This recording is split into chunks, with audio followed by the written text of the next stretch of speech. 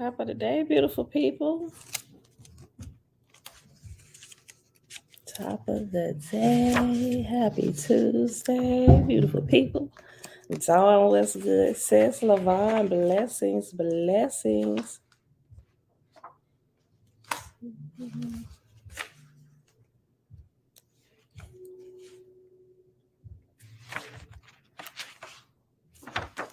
All right, y'all. It is Tuesday, March the 28th, 2023, day 2 of year 5 of reading through books, laws, and prophets, and of the 4-year consecutive day count, day 1385. Today, we're actually finishing up the book of Apollo, the last 2 chapters, which is chapter 14 and 15, which begins on page 108 and goes all the way to page 109. And then when we get done there, we will go over to the Holy Megillah, also known as the Secret Nazarite Scroll. And we're going to start on page 37, which is chapter 7. Yep, chapter 7. And we're just going to go on from there. We may have time to read the next chapter, but we'll see. We may or may not once we get done with all the footnotes and stuff. All right. So, Father, we thank you that you are unlimited intelligence. Iman shalom, Audrey, shalom, shalom. Thank you, Dawn. Just me, blessings. Hannah, peace, love, and light. Nazarene, the scene, grand rising, creative gang, family members, and everybody else here already hanging out in the background. Top of the day to you. All right, y'all. So let's get rocking and rolling. Look, I'm gonna start adding. Jeremiah told me to do this a while ago. I'm gonna start adding some timestamps. To the video, so like when y'all come back, if y'all want to come back and watch the replay, or maybe somebody else new here is probably led here by some short or reel that I did on some other social media, they'll be able to look at the timestamps and jump right to it. So it'll be the beginning, like while we're reading Owaspy and the Megillah, it'll be a timestamp to listen to Owaspy. Then it'll also be a timestamp if you want to jump right to the Nazarite vow. The Holy Megillah, which is the Secret Nazarite Scroll. But not just those two, it'll be different points within it. So now that I've got I'm playing with some new technology that's going to allow me to do this. It's going to save me some time. I think this is going to be good. Jamia, hey girl, hey. So bear with me as I make my little adjustments and stuff. And now I'll be doing it for some of the older videos. Once I get the hang of everything here, I'll just start adding it to the new videos that we do every day. And as I get extra time, I'll go back and do maybe I'll do one video a day, just kind of update it with the timestamps and all that good stuff. All right, y'all. So let's get going. Chapter 14 in the book of Owaspy, the Owaspy, book of Apollo, son of Jehovah, chapter 14. Jehovah spake from the light of the throne, saying, Hear the words of your Creator, O ye counselors of heaven. They spin and weave and make clothes. They learn in the places of learning. Neither do I condemn them. But my physicians are tired. My nurses are tired. My teachers are tired. Be wise, O my sons and daughters. Who hath reformed a beggar by giving to him? Oh, I remember this part. Who hath reformed a beggar by giving to him? What physician preventeth sickness by healing? They bring forth in deformity on the earth, and ye must cure them in heaven. They squat on their hunches on earth, and they squat the same way in heaven, and ye must cure them. Go ye to the root of the matter, O my beloved.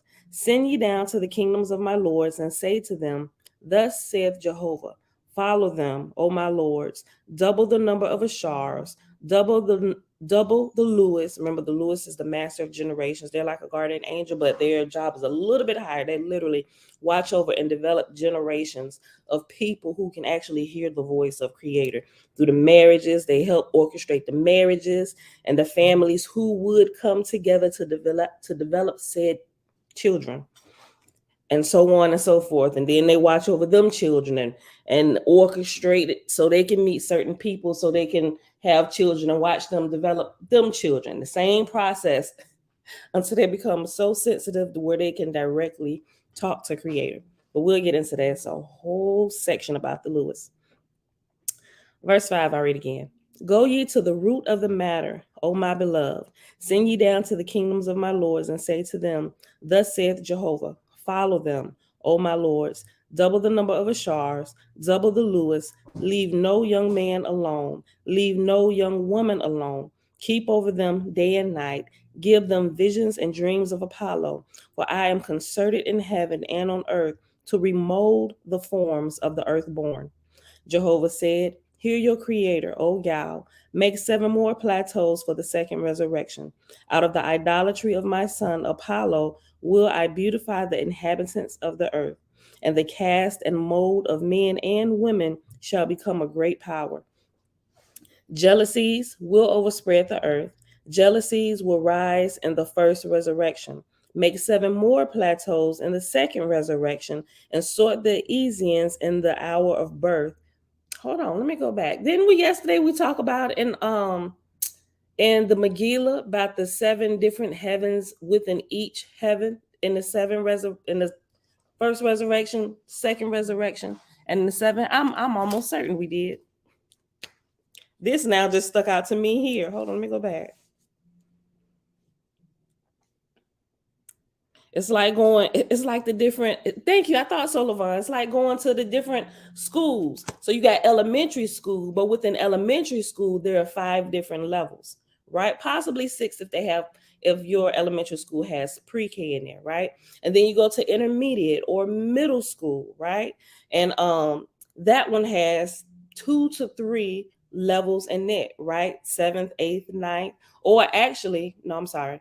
It could be 6th, 7th, and 8th because it's kindergarten or pre-K all the way up to 5th grade.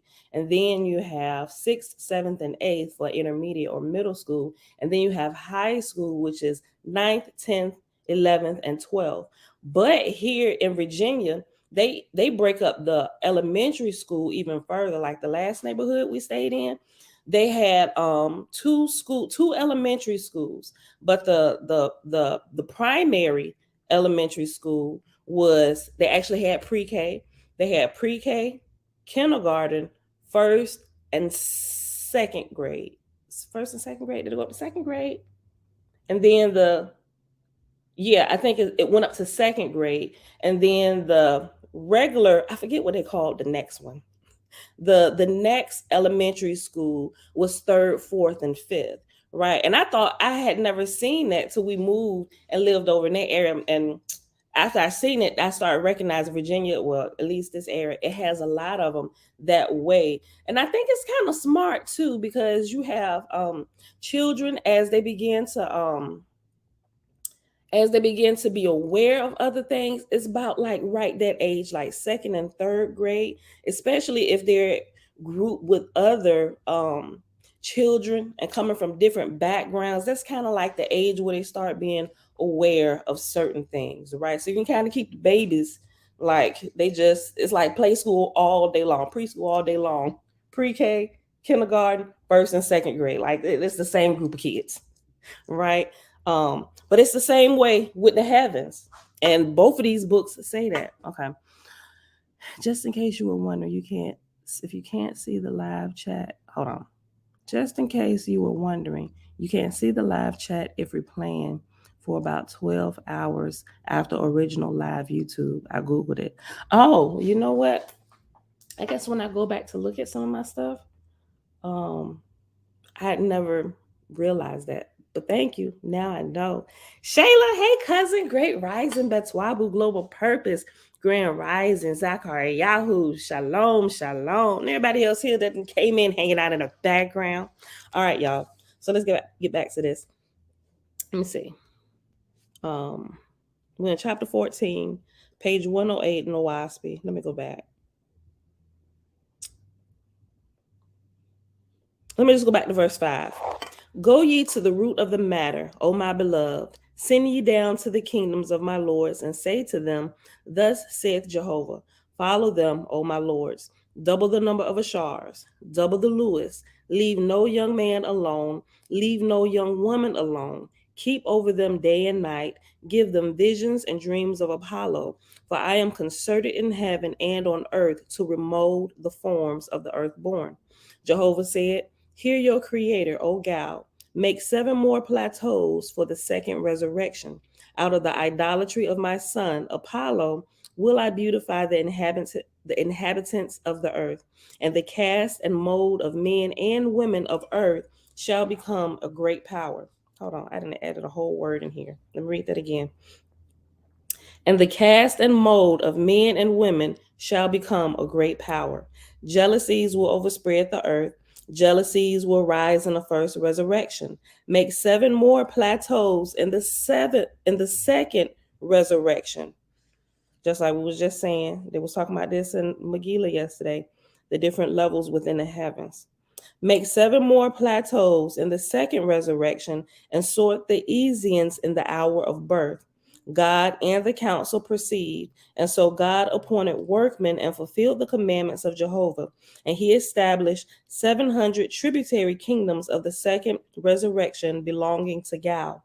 These sub kingdoms were provided with sub gods, second in rank below the lords, of whom there were 10,000 who had direct supervision over mortals, and the lords had every one a sufficiency of guardian angels, Ashars and Lewis, masters of generations, so that they could direct any required number to such mortals as they choose. The lords mostly established their kingdoms in the temples where mortals came to worship, and by inspiration they established spirit chambers near the altars where the prophets sat to learn the decrees of the Lord. Hither the Lewis came to receive their appointments over mortals for the purpose of bringing about marriages acceptable before Jehovah. The affairs of the sub-gods were, however, holy with matters in heaven, save when commanded by the Lord for special work. And it came to pass that mortals and the affairs of mortals were directed and governed by the decrees of lower heavens, and these again by the Etherian heavens, which were of Jehovah direct. So Jehovah changed the forms of the earthborn, but they became worshipers of Apollo, accrediting to one another Jehovah's perfection in them according to the form and figure of the flesh. And because of the idolatry of the women for Apollo, their children were born of good flesh and shapely, so that in 400 years the hair on their heads grew long and straight, and men began to have beards. Neither considered any young man any virtue in any young woman so important as her form, nor did the young women value any virtue in man so great as a well molded form. And when the mortals died and their spirits entered the first resurrection, half the labor of the Asaphs, the receiving angels, was accomplished. So God changed the Esian period to 3 years, save for their heirs of cousins and uncles and aunts, which was left at 5 years. Now, earlier this morning when I was up, it's interesting because I saw this video that Cosmon had reposted. It was a black dude, and first the video started off with this black dude. I forget his name. First time I ever seen him. Black dude and another black dude. He was really light skinned. He'd asked a question. I forget the question. I just remember the girl that came on was a white girl that had came on, and she started asking some questions. And the text over the video, over the meme or whatever, it said that and I'm gonna sum it up. I'm gonna see if I can play it for y'all real quick, because all of these questions that she asked, it said I'm not an atheist, but what she's saying is true, something like that. And so I listened to it. I'm like, yo, those are all the questions we start asking when we begin to wake up, right? But what was disheartening was, I'm like, man, we got such a long way to go with helping other people wake up to see that all of this religion and stuff and all of this misdirected worship and worship understood the wrong way has not come from creator, what people perceive to be creator, right? Which they call all different types of names depending on which religious sect they come from. But because I come from Christianity, they attribute all of this to God, them understanding God as being creator, but us understanding God as someone not being created, just the one who's in charge here over this realm, right? That's what we learned through Owaski. And Megillah kind of they complement one another with all these things as they talk about the different deities and all of this stuff. And they don't realize that things that they were led to believe, even about this the God of the Bible, and why were you so mad, and why would you kill children, and why would you let this happen? Talking about real life now. Why do you sit back and say nothing? I'm like, yo, she asked some questions all of us ask when we start waking up and paying attention. Let me see if I can play it. Look, I'm gonna try to get a little fancy, like other people be doing when they bring in other videos. I gotta show you. Hold on, let me see. I think I gotta bring up my Facebook page. Let me show you because this was good. Hold on. I think he posted it inside the. Did he post it inside the group? I might just have to go to his page. Hold on, y'all. Nope, I don't think it was inside the group. I think he just posted and I was oh,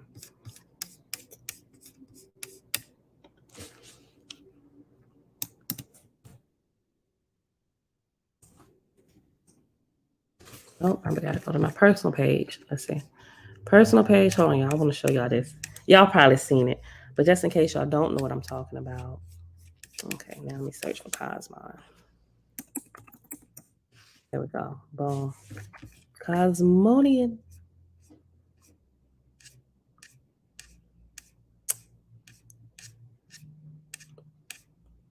Oh man. I know it went that far down. Hold on, y'all. Did he remove it? Hold on. Let me go to my phone. Hold on, y'all. I really want to show y'all this today. Hold up. Okay. Cosmo. Let's see where he posted it at. Okay, so he definitely must have posted it in a group. I didn't see it on the page. Hold on.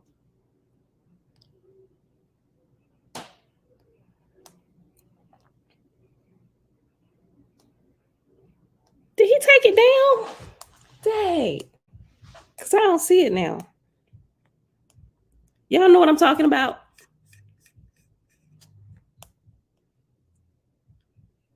Man, okay. I don't see it. He may have taken it down.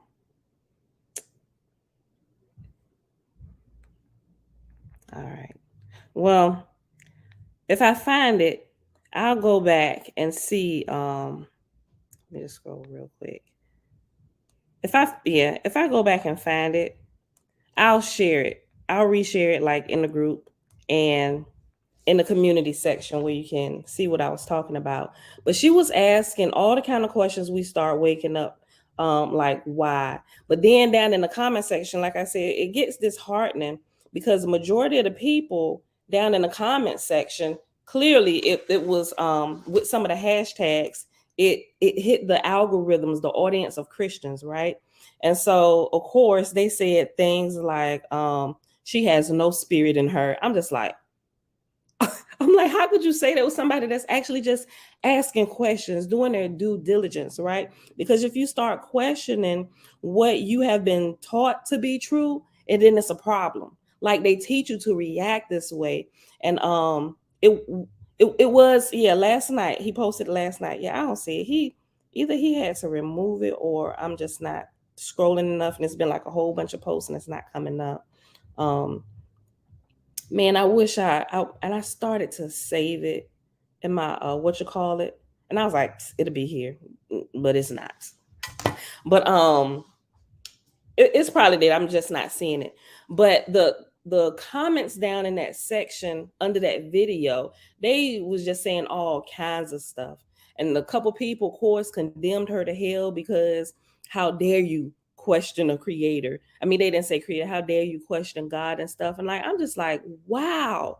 And it's just a shock every time. Like, it's not a shock, but being out of that for a little while and that way of thinking, and when you come back to it, and you just like, man, people are still believing this, and it just kind of it shook me a little bit down deep in my sha-na-na. And I'm like, man, we got so much work to do to wake people up. Like, do they even realize that? And then I thought about what I was thinking. I was like, no, they don't realize, because they're taught, don't read anything else except for the Bible and just look up because Christ is coming. I'm like, but you had a couple people in there that you can tell that they was waking up just a little bit. Yeah, their thinking is truly limited. They were saying stuff like we be saying stuff, and they were like super nice. Like, well, have you considered what she was saying? How was that so wrong? And they just like swarmed in on the people that was just like, hey, well, did you listen to what she was saying? Like, have you not ever thought about this? You know, and they were just like crucifying all the people that was just like, just pay attention. Like, but they do this. Like, they were not having it. I'm just like, sheesh. I really want to share that with you. I'm gonna go back and find it. All right, y'all. So let's read this. But that's what this reminded me of here when I read what verse was that? It was actually over here. It reminded me, where is it at?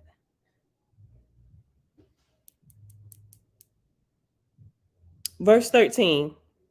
When they became worshipers of Apollo, that's what triggered the thought, because I thought about the question she was asking about worship, and why people worship the way they do and everything. And you look, now you could tell that she probably used to have been a Christian based on the questions she was asking, right? I'm like, you cannot fault her for those questions. Like, those are legit questions that everybody should be asking when they sitting under the spell binding teachings of their pastor, teacher, preacher, apostle, evangelist, whoever, right? Like, you should be asking these questions. Like, what class is she sitting? I want to go sit over there with her. Y'all exiling her, but I'm going with her. All right, I'm gonna share it with y'all though. Okay.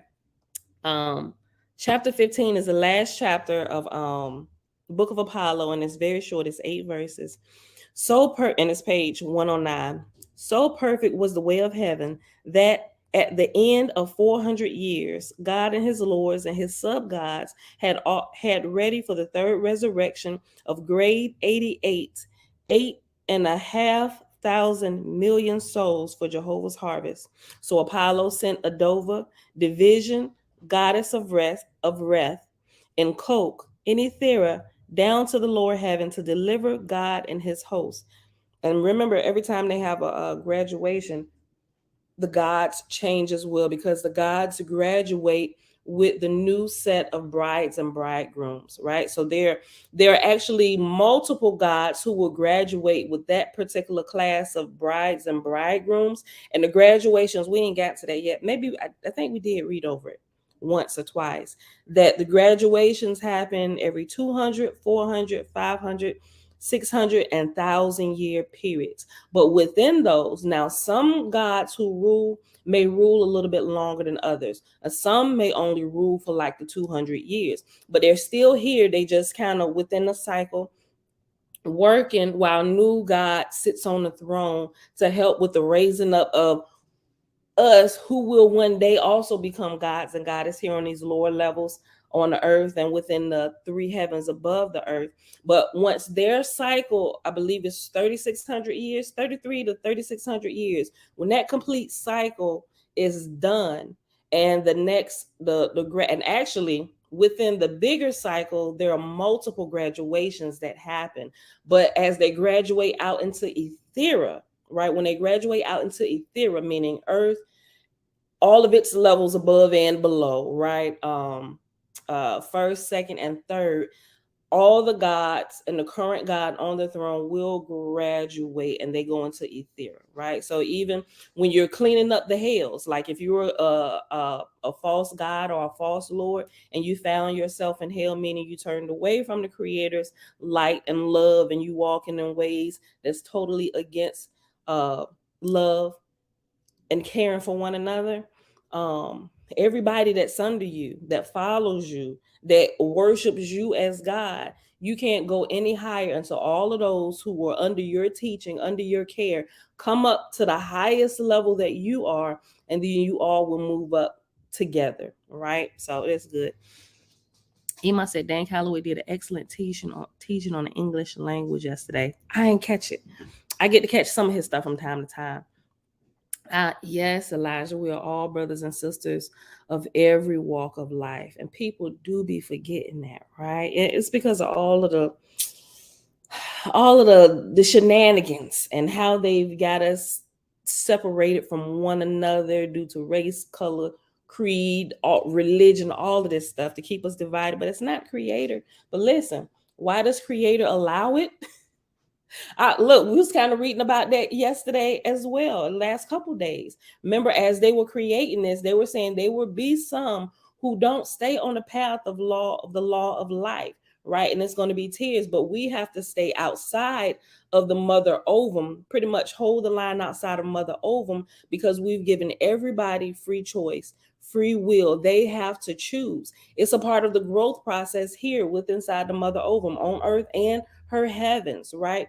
But the teachers, when they go astray or they don't fall in line, they don't teach you that. Because if we were taught that from the very beginning, imagine how much faster we would accelerate and grow spiritually as well as physically. And some of these things, the religious factions and all this stuff, it wouldn't disrupt our spirit nor our growth.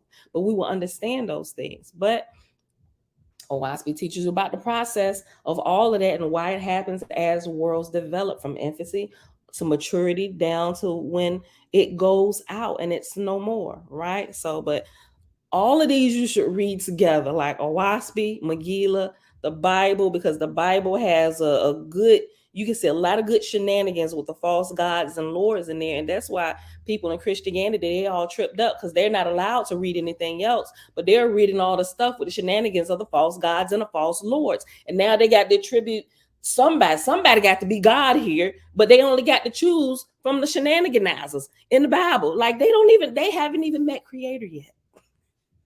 They haven't even met true Creator. Now, granted, some of them, because of their heart and their true love and seeking after the Father, they do hear from Him. They really do. They just still kind of caught up in the shenanigans until they find their way out. But those who are really truly searching for the Father and want to live lives of light and love, like truly, as well, while they're dealing with their own personal character flaws and not just acting religious and because that can get kind of disgusting over there, how they really act towards others who are not just like them, meaning not Christians, right? And it's a process as they begin to break out of that and wake up and realize other people are humans too, even if they don't believe just like you, and they're worthy of respect. It's we all came through that process, right? Blessed be the most holy for that. Yes and amen. Thank you. But we got to give them room to grow too, right? All right. Chapter 15. So perfect was the way of heaven that at the end of the 400 years, God and his lords and his sub-gods had ready for the third resurrection of grade 88, 8,500,000,000,000 souls for Jehovah's harvest. So Apollo sent Adova, the vision goddess of Reth, and Coke and Ethera down to the lower heaven to deliver God and his hosts. And they were thus raised up to Ethera in a sea of fire and made one with Jehovah. In like manner was the next government in the lower heaven and on the earth. And the next deliverance in Dan was 10,000 million souls of grade 65. Oh, they remember they getting lower and lower in ranking. He just graduated a class that were at 88. This next one was at 65. Sheesh. In like manner was the next administration in the lower heaven and on earth, and the deliverance was 10,000 million, grade 50. And we know that is the lowest grade you can be in order to graduate out of earth and her heavens into Ethera. You cannot be lower than, I'm sorry, it's 51. You have to at least be 51, right? You have to be a little bit more giving to others than of yourself. You have to, the giving part has to outbalance your selfishness part. If you're grade 50, you're even balanced, half selfish, half given, right? You got to be at least 1 point over in the giving side in order to graduate out of here. So in your house, it is important what we teach the children, because you will have to clean. You sure will. Say it again, just me. I'm going to read it again. So in your house, it is important that we teach the children, because you will have to go clean that up after death if they don't repent from the lies you may have taught them, right? A lot of people think when you die here, boom, you're in the presence of the Father. No, my G, especially if you got a bunch of ragamuffin churn that you done left here for us still in the flesh to deal with, you ain't going nowhere. Matter of fact, you going to remedial too.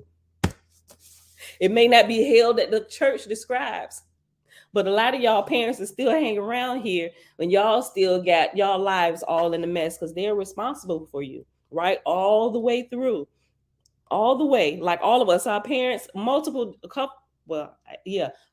generations before us and after us, we'll all be graduating together in some time way few hundred years down the road. Right? But we'll see one another within the graduating class in Etheria if y'all don't backslide and become false gods and lords as you start raising up. I hope everybody stay on the path of light. I want to see y'all. All right, listen. In like manner was the next government in the lower heaven and on the earth, and the next deliverance in Dan was 10,000 million souls of grade 65. In like manner was the next administration in the lower heaven and on the earth, and the deliverance was 10,000 million of grade 50. In like manner was the next administration on the earth and in the lower heaven, and the deliverance was 10,000 million of grade 38. So Apollo commanded these to be delivered to the Aegean fields of Oath and Sanach and Orient, for they were unsuited for Ethera. Like if you're under grade 51, you are unsuited for Ethera, right? Because by the time you get to Ethera, all those that make it to that level, they've already worked out the character flaws from their flesh, from their spirit, and they're nothing but pure radiating light, where they only add to the atmosphere and add to creation, right? That's the whole reason for ancestors and why they may want to, right. That's the whole reason for ancestors and why they may want to work with us. They could be trying to raise the family. I agree with that wholeheartedly. I really do. Right. Now, some of y'all got some ancestors that's still on some shenanigans. That I do know too. Right. But you got to be careful, which is why you still have to get it together here. You can't just be like, I get it together when I pass on into eternity. No, my G, because it's gonna be harder for you. Now you would have been lost your flesh that can ground your spirit while it learns certain things, right? That's why our spirit is attached to a body for a period of time, because without that, it's hard for the spirit to grasp certain principles and understand certain things without the body, right? It's a science lab, right? We're supposed to be testing, proving, developing our test subject as our spirit grows in wisdom and knowledge and understanding, right? And this is just like this is graded. Like this is your paper. When it's time to grade your paper, all right, let's see what you did. And listen, the Seeing Gospel of Peace say the same thing, right? You are graded. Your body is looked at. That is your test. You've been here. How long did you get to stay? 120 years. Let's see. Let's bring the body up in here. All right. Let's see what it look like. Oh, you shining bright like a diamond.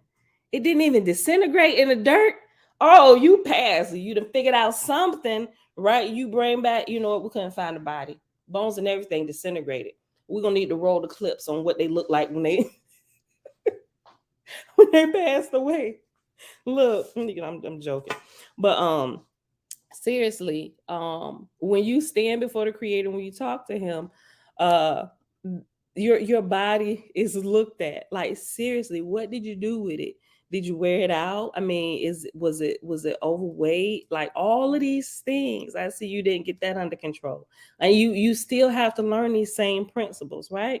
It may be hard, especially if we gotten out of control here with it. It's hard to bring the flesh, this sentient flesh into compliance, right? It want to fight back. It literally has a mind of its own and attached to your spirit. That's why you got a constant war going on inside of you, right?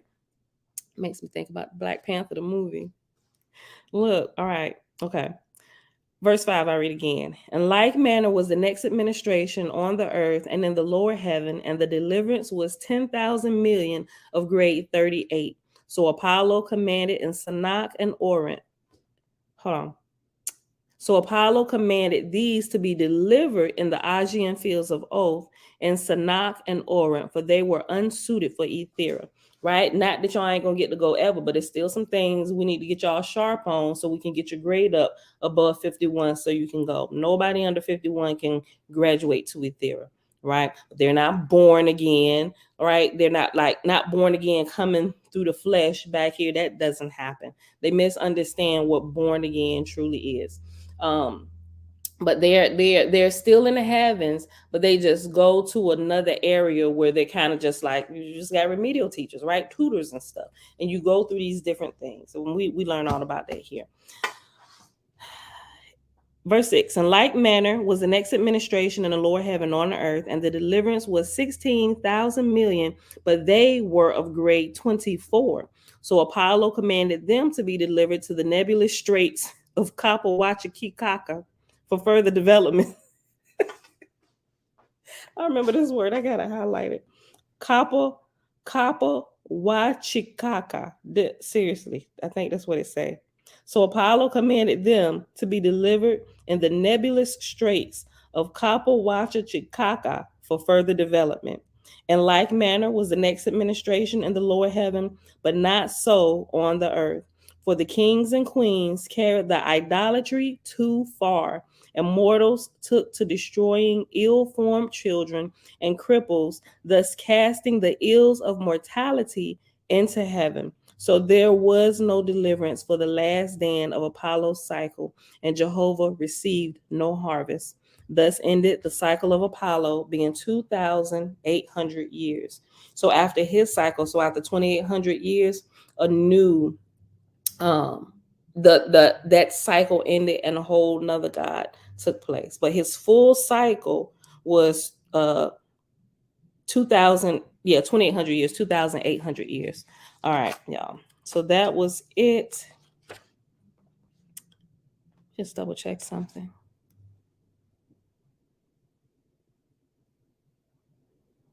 Okay, yeah, I think we already read all of these notes already. I was just double checking, make sure I didn't miss any of the numbers or the letter notes. Okay, yeah, we good.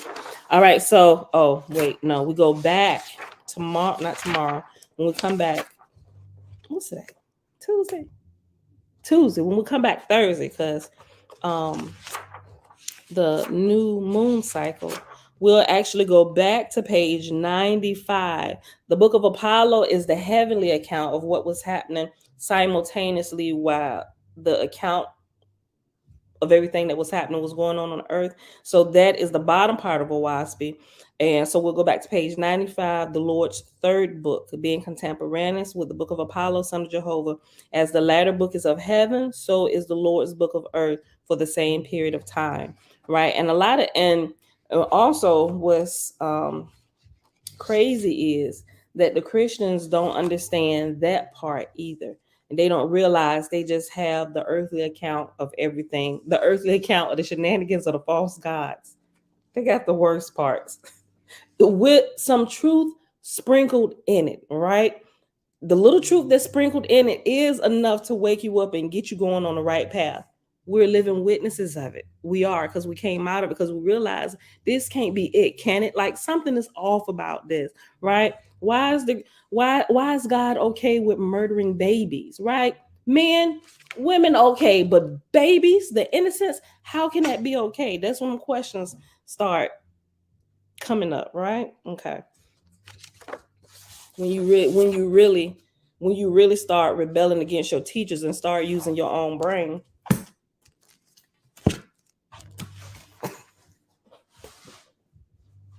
Okay. No disrespect to anybody. I just like to break people's state. Stephen, what's going on, brother? Yo, shalom. Yes, just me posted. Just got the copy of the Holy Megillah. All right, y'all. So here we go, page 37. Oh, snap. Let me go ahead and put my scrolling banner on. There we go. Fair use disclaimer.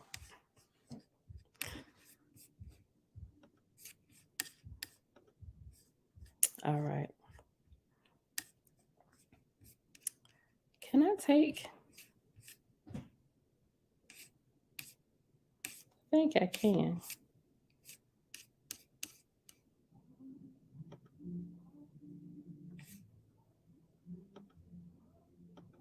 Hmm. Can I take my name off? I guess. I don't know. Show display names. Oh, there we go. Okay. Everybody know who I am by now. All right. We'll need to leave it up there. But we'll let the banner scroll at the bottom. Okay. All right. Chapter 7, page 37. We're in the Nazarene book of Genesis. Abraham and Sarah, the creation of our world. Behold the stars of the heavens. Hidden within each star is a temple of light. For the body of fire of each star is but the outer veil, which we of this world can see. But we cannot see the hidden realm within the star, wherein is the temple, just as no man can see the realm of spirits with earthly eyes. And that is because neither the temple of light nor the realm of the spirits are earthly. Think not that the temple of light is hot, or that the cherubim live in fire. Rather, understand that they live in another realm within the star, which fire cannot touch. And lo, the beauty of the temple of light is such that no man can imagine. And the beings that live there are beautiful, kind, wise, and helpful. Behold, the temple of light within each star is inhabited by cherubim, angelic beings of light. And after cherubim, you have reference number 1. And down at the bottom, 1 says the Hebrew word cherub refers to a class of supernatural beings that serve Jah and Elohim. They are what we would call angelic beings of light, although one is not specifically an angel unless serving as a messenger of Jah or Elohim. The Hebrew word malak, which is translated into English as angel, means messenger. Cherubim is plural for cherub. And go back up, verse 10. And the prince of the cherubim of each star is an Abram, Abram, for he is the high priest of the temple of light and plants the seed of life on new worlds in his dominion. But only Jade and Janah create living souls. And the princess of the cherubim of each star is a Sarah, for she is the high priestess of the temple of light and plants the seeds of life on new worlds in her dominion. And after Sarah is reference number 3, actually after Abram is reference number 2, and then after Sarah is reference number 3. So 2, for Abram, it says the Hebrew word Abram means high father. Number 3, the reference for Sarah, the Hebrew word for Sarah means princess. Okay, so let's go back up.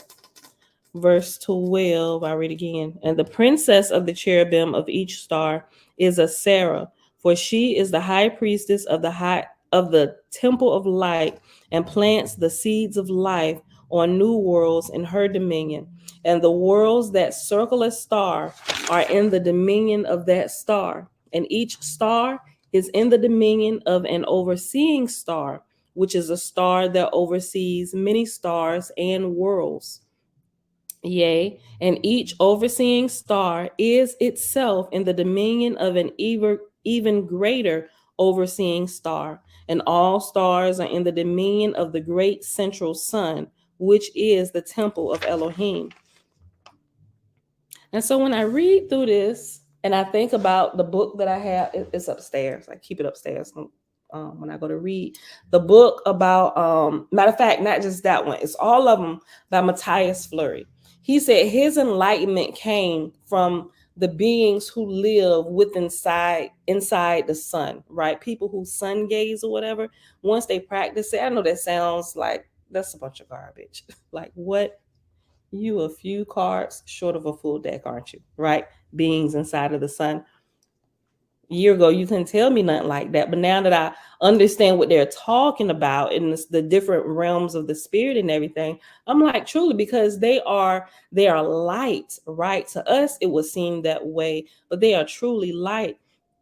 um but that's how a lot of the wisdom in his books, like downloads from the nine, um sudden understanding, the other couple ones by him, this was how he got the understanding by doing this. You can do a lot of different things to tap into the spiritual realm, and the beings of light are everywhere. It's just we express it in different ways how we understand, right? But it's really, really interesting. And when this began to talk about this, as I was scrolling through, I was like, oh snap. I was like, so dude ain't crazy. I'm like, well, it didn't sound like he was crazy, but ain't too many people I would tell about that. Although I was like, man, this is amazing. I don't know that there's somebody inside the sun though, you know. But everything is starting to make a little bit more sense to me as I go on. Facebook user, shalom, shalom. You gotta put your name. It's probably Mimi or Misha. No, it's probably Nini, Misha, or it could. You know what? That's got to either be Nini or Misha. It's probably Misha because you got the hearts there. Am I right? Derek, shalom, shalom. Let me go. Let me keep reading. Verse 17. And every Abram and every Sarah are overseers of a dominion, and every overseer answers to the authority of the overseers that have greater dominion. And the authority over all the overseers is Elohim. Lo, the number of stars and overseers is infinite. Yea, the number is too great to count. Wherefore does Elohim depend upon overseers to assist in the great work of Yahweh? Behold, when a star goes to seed at the end of its cycle, the Abram and Sarah of that star, if they have performed their work well, shall ascend to a greater world or star. Lo, they have done well. If many of the children of the worlds they oversee have progressed in the love and wisdom of Jah and have thereby ascended to higher heavens and realms. No, you're absolutely right. It sounds just like a WASP, don't it? That's what I was telling y'all. Y'all got to get a copy, especially you WASP lovers, and compare. Elijah said, it's Misha. I knew it was Misha. Mom, shalom, shalom. Elijah said, electromagnetic spectrum. Oh, it hopped. Electromagnetic spectrum be going extremely fast to us when it comes to spiritual beings due to the earthly eyes. But when the spiritual eyes are open, you can see them somewhat clearly. Absolutely. Absolutely. All right, y'all. Listen. Verse 23. Lo, they have done well if many of the children of the worlds they oversee have progressed in the love and wisdom of Jah and have thereby ascended to higher heavens and realms. Yea, the stars and worlds are countless. The living beings are countless. The eternity of eternities is unfathomable. The world we live on is but one of countless worlds, some higher in spiritual perfection, some lower. Lo, the story of the creation of our world, the creation, hold on. Lo, the story of the creation of our world follows. Each living world is under the dominion of a temple star, and the prince of the cherubim of each star is an Abram. Lo, the name of the Abram of our son is Abraham, which means father of a multitude. Thus he is called Abraham the Abram, and the princess of the cherubim of each star is a Sarah. And the name of the Sarah of our son is Saara, which means whirlwind. Thus she is called Saara the Sarah.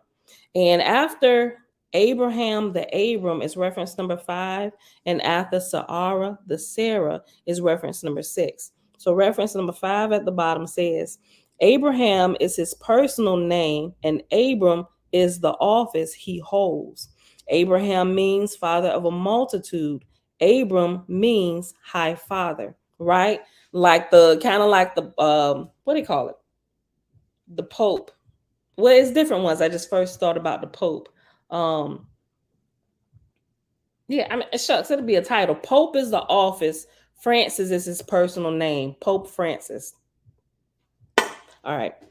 Reference number 6. Sarah, S-A apostrophe A-R-A-H. Sarah is her personal name, and Sarah is the office she holds. Her name, Sarah, literally means whirlwind, but as described in a previous footnote, is the Nazarene term used to describe the spiral dance of Jade and Janah. Thus, this whirlwind is not simply an ordinary whirlwind, but a mystical, creative whirlwind involving the breath of life. Sarah means princess. Also worth noting is the similarity of the Hebrew names Abraham and Sarah and the Sanskrit names Brahma and Saravati. Sarasvati.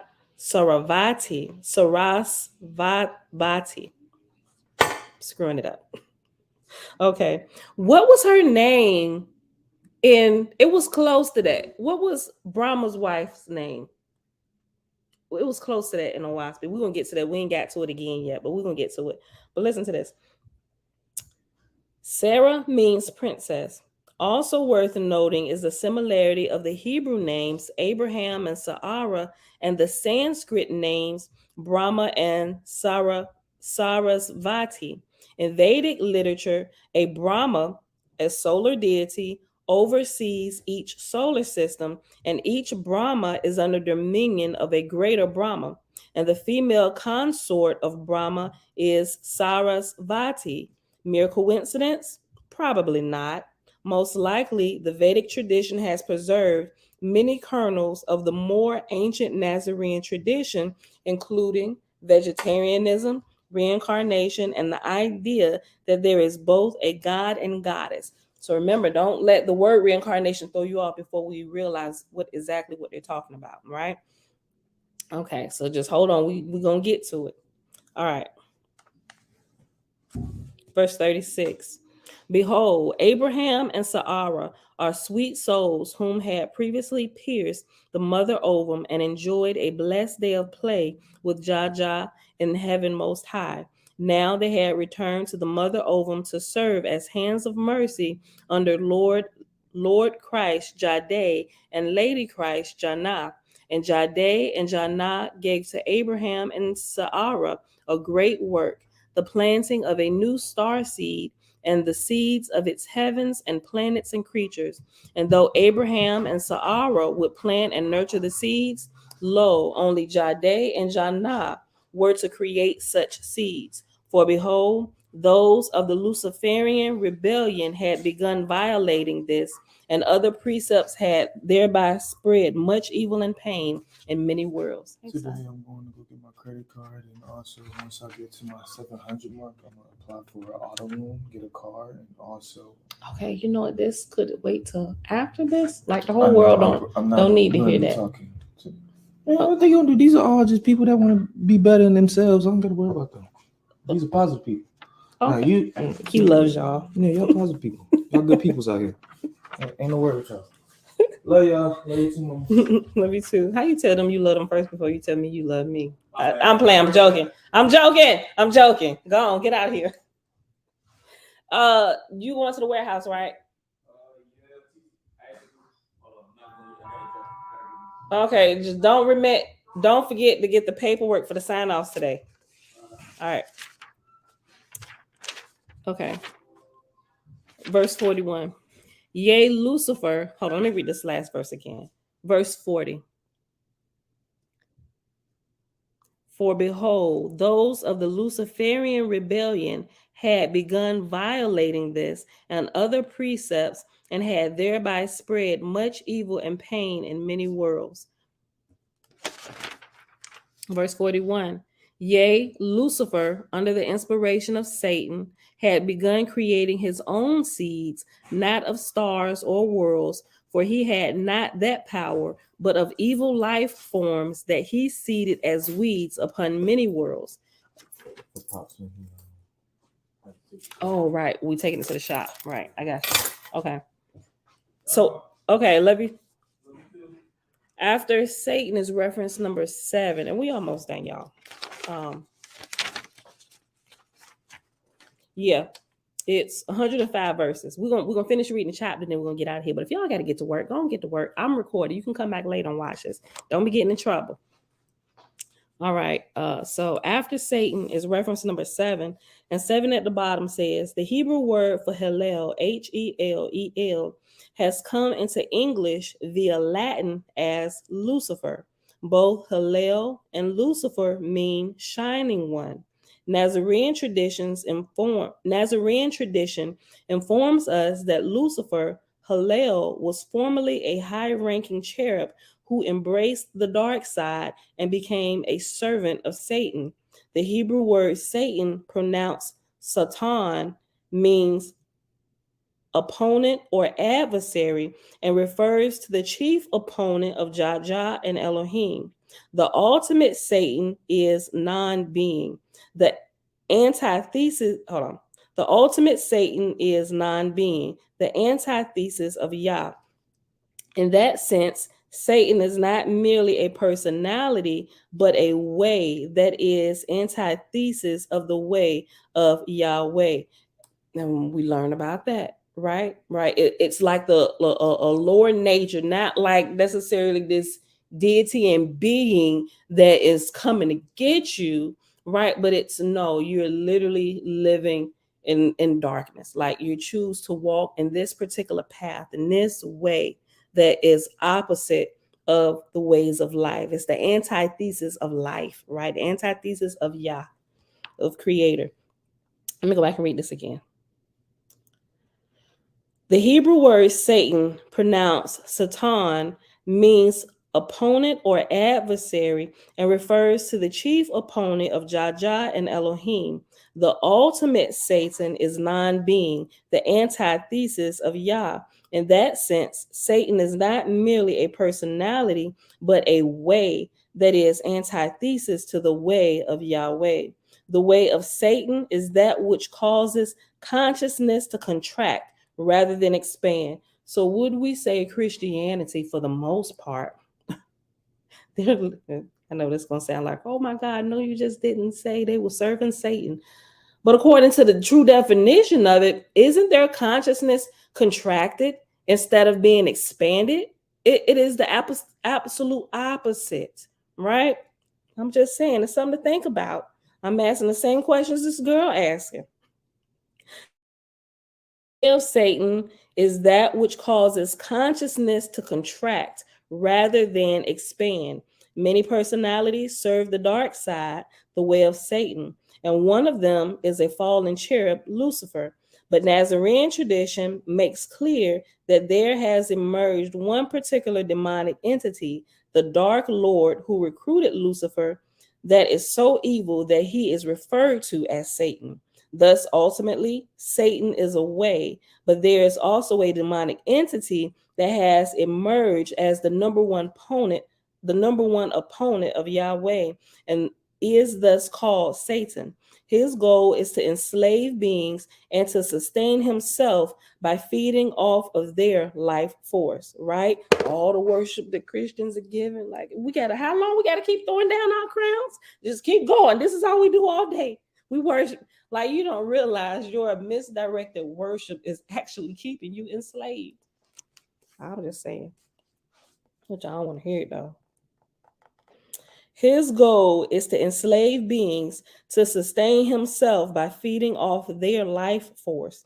His favorite food is the emotional pain of other beings. He works to create circumstances that lead to emotional pain on many worlds, as that is his way of farming. Thus, he is the king of parasites and is the lord of pain farmers. Ooh. Hold on. We don't have to update our title. king of parasites, lord of pain farmers. Okay, let's go back up. Verse 41. Yea, Lucifer, under the inspiration of Satan, had begun creating his own seeds, not of stars or worlds, for he had not that power, but of evil life forms that he seeded as weeds upon many worlds. And Abraham and Sarah were righteous and violated not the precepts of our Lord and Lady. Lo, they joyfully and willingly followed the instructions of King Jadeh and Queen Janah, and planted only the seed given to them. Yea, Abraham and Sarah, disciples of the Lord Christ and Lady Christ, were made overseers of the new star we call our sun, and they were given good seed to plant. When Abraham and Sarah came to this realm to assist the great work of Elohim, the realm was bohu, a void, and they chanted the great invocation of Elohim, which is, let there be light. And they planted the star seed, which is the seed of our sun. That makes sense. Are not we invigorated and healed with the sun? We got to let it hit our domes, our head. Think about how it makes us feel, how it literally enlivens us. It activates melanin inside of your body, like all of these things that the sun does. People get depressed when they don't get out in the sun. This is making sense. Listen. When Abraham and Sarah came to this realm to assist the great work of Elohim, the realm was bohu, a void, and they chanted the great invocation of Elohim, which is, let there be light.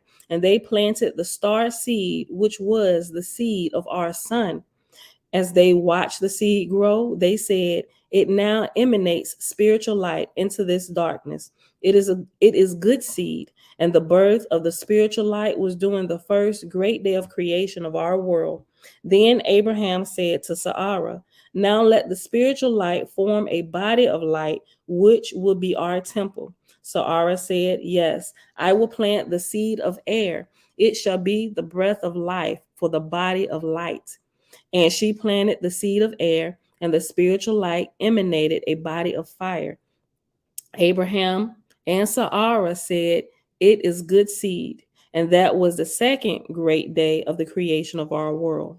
Then Abraham and Sarah cast into the body of fire the seed of water, so that vapor would come forth from the fire to become clouds, for they knew they would make worlds that would need water.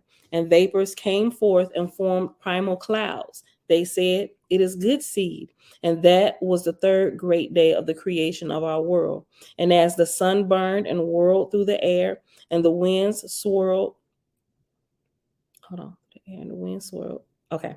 And as the sun burned, it whirled through the air, and the winds swirled. And into the wind, Abraham and Sarah cast the seed of soil, and the wind began to form the small particles of soil into large particles. Abraham and Sarah said, this is good seed. And that was the fourth great day of the creation of our world. By the end of the fourth great day, some of the particles had combined to form large spheres.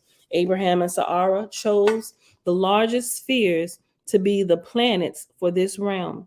And they chose one sphere to be the planet that would host the first heaven of this realm. Behold, that sphere was our world. Lo, Abraham and Sarah cast the seed of the heavenly formation round our world. Then they cast the same kind of seed into 5 other places between our world and the sun, so that this realm would have 7 heavens. Yea, and the spiral stairway winds its way upward from the first heaven through each heaven unto the 7th heaven, which is the temple of light, hidden within the sun. And behold, the seeds of the heavenly formation sprouted and began to form the heavens. And the heavens were beautiful, but no one can see a heaven except for those who live in that heaven or a higher heaven. Abraham and Sarah said, it is good seed. And the formation of the heavens continued for great duration. For lo, each great day is of great duration, being a cycle of creation, unlike the short days of our world. Let me read that again. Verse 71, I'm going to go back. And behold, the seeds of heavenly formation sprouted and began to form the heavens. And the heavens were beautiful, but no one could see a heaven except for those who live in that heaven or a higher heaven. Abraham and Sarah said, "It is good seed." And the formation of the heavens continued for great duration. For lo, each great day is of great duration, being a cycle of creation, unlike the short days of our world. And clearly we know by now that when you read in Genesis, on the first day God created this, and on day two, and we understand now that those are not like our days, like Sunday, Monday, Tuesday.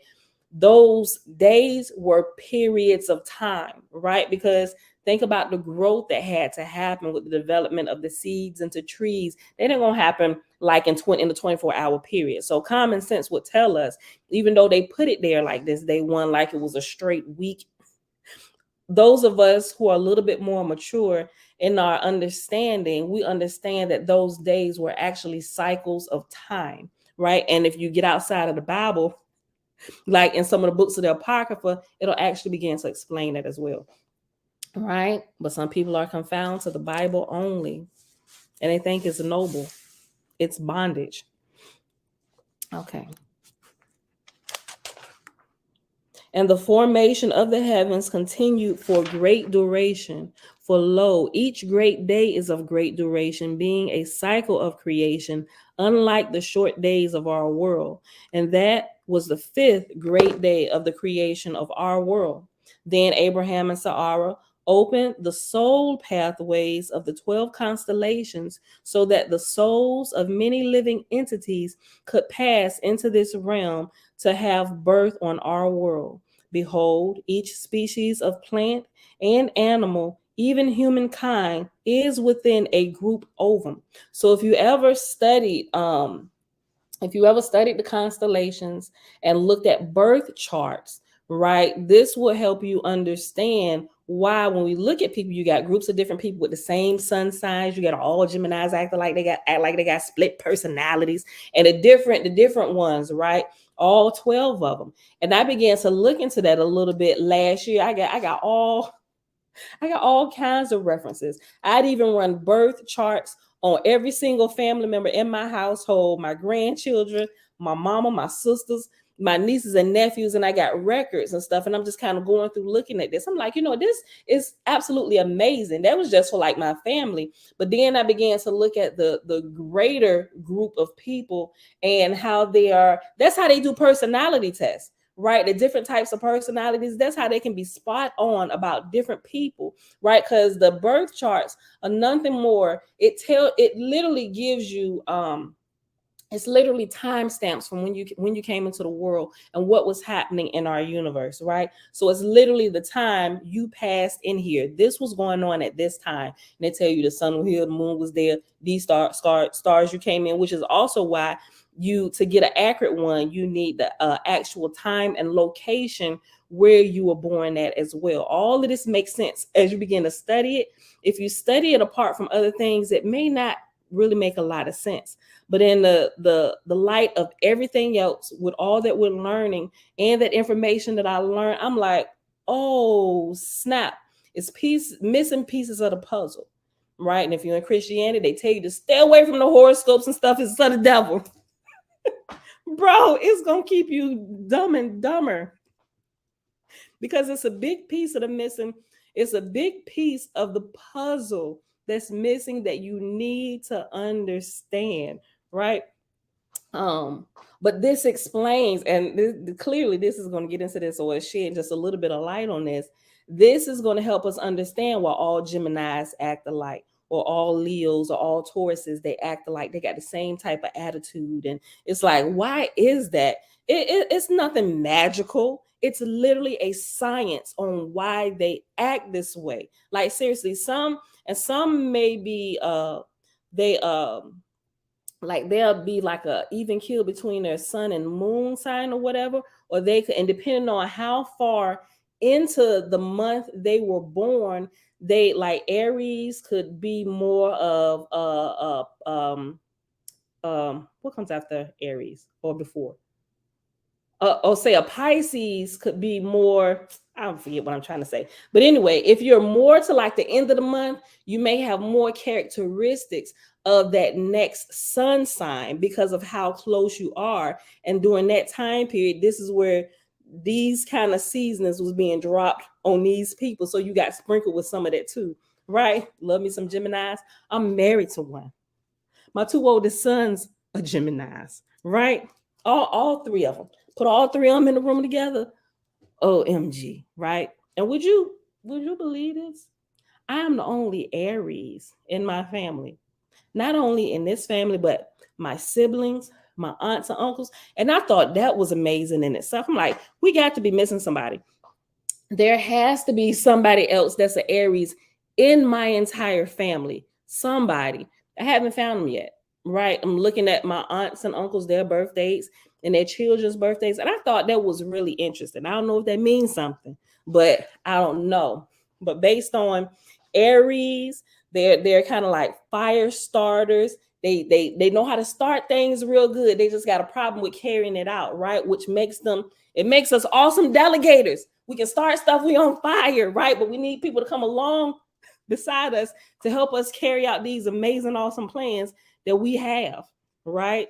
Because everybody, that's how when you're running a company, if you understand the personalities of your people and put the right people in the right place, you will have a friggin' amazing company.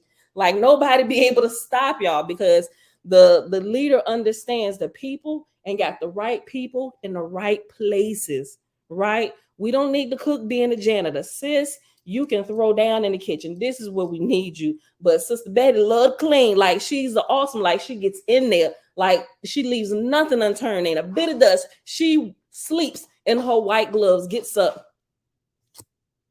Okay. All right. That passed, right? We need the right people in the right places.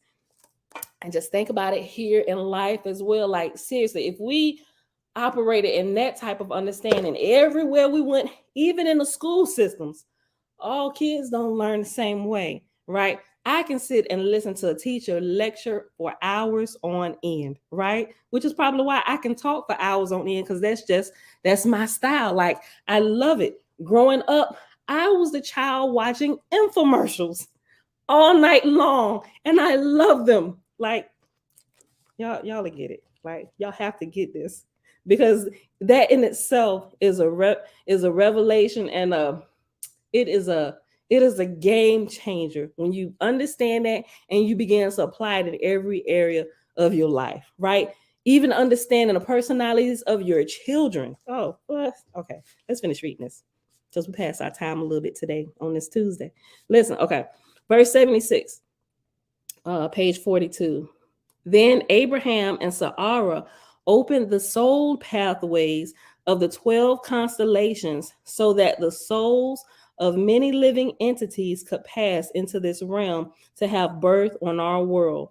Behold, each species of plant and animal, even humankind, is within a group ovum. I'm within the Aries group ovum, right?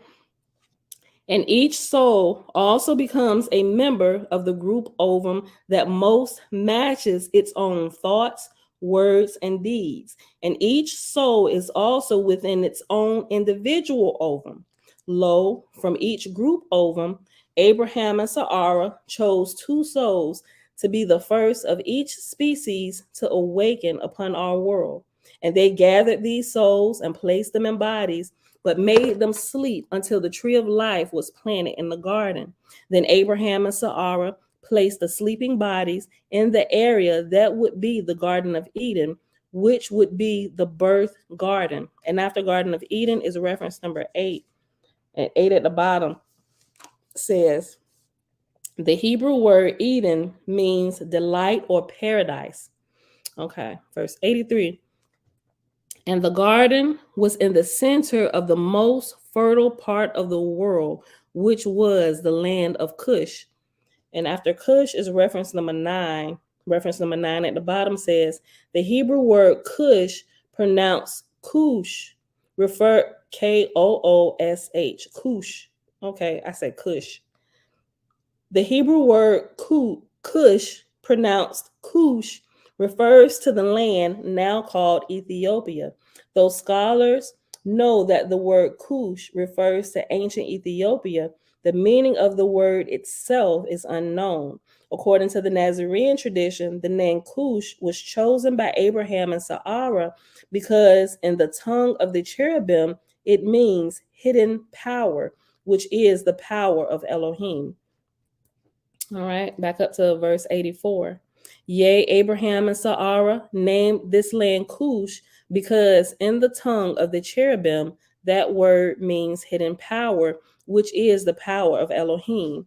For Elohim wills power not with swords and spears. Behold, Elohim wages spiritual warfare with spiritual weapons. And though it may appear that Elohim is defeated in a battle, good always triumphs over evil in the end.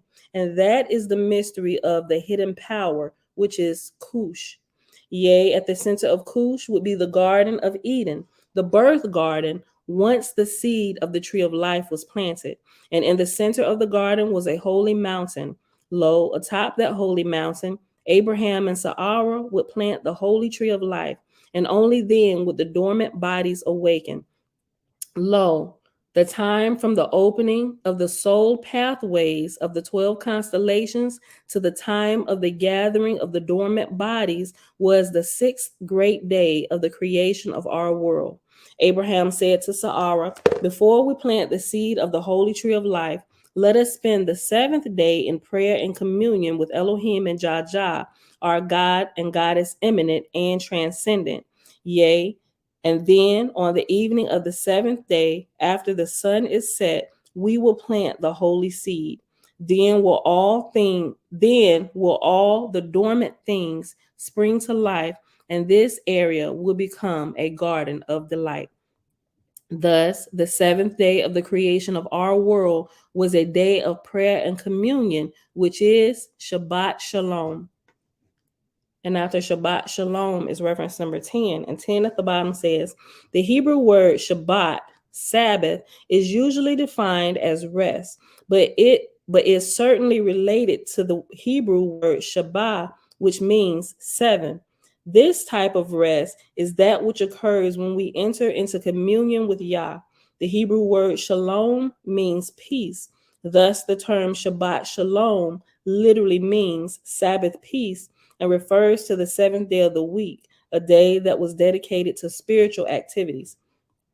Verse 97, behold, during their time of communion with Elohim and Jah, Abraham and Sarah were shown many visions of what would come.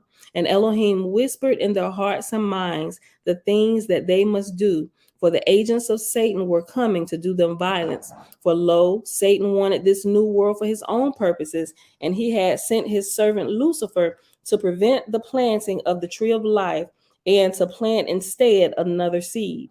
On the evening of the seventh day, having held Shabbat, Abraham and Sarah made ready to plant the holy seed of the tree of life in the center of the Garden of Eden. Abraham held the holy seed in his bag of seed, and Sarah held fertile soil in her bowl of germination. Abraham, high priest of the temple of light,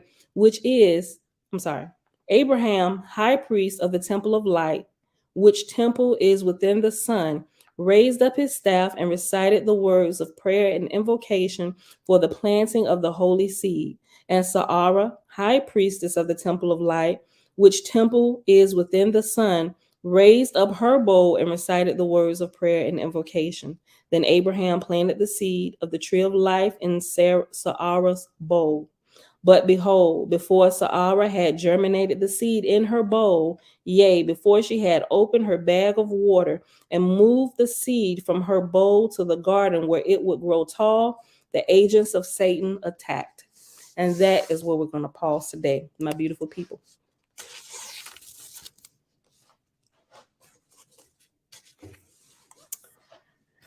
That was good. And so tomorrow we're going to get into a little bit more detail in chapter 8.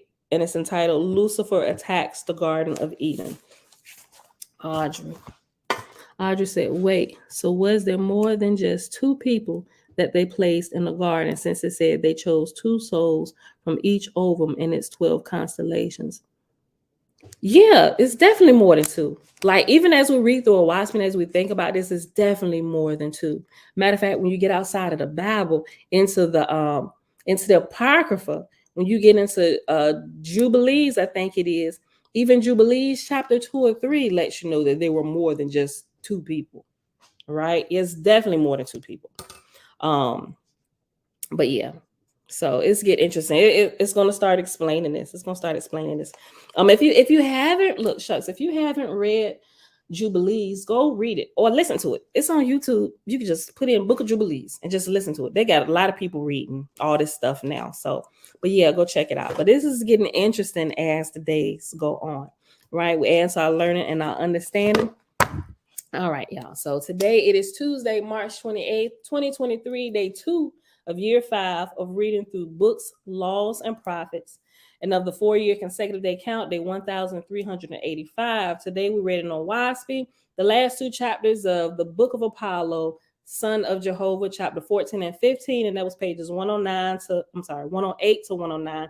And then we hopped over here to the Holy Megillah, also known as the Secret Nazarite Scroll.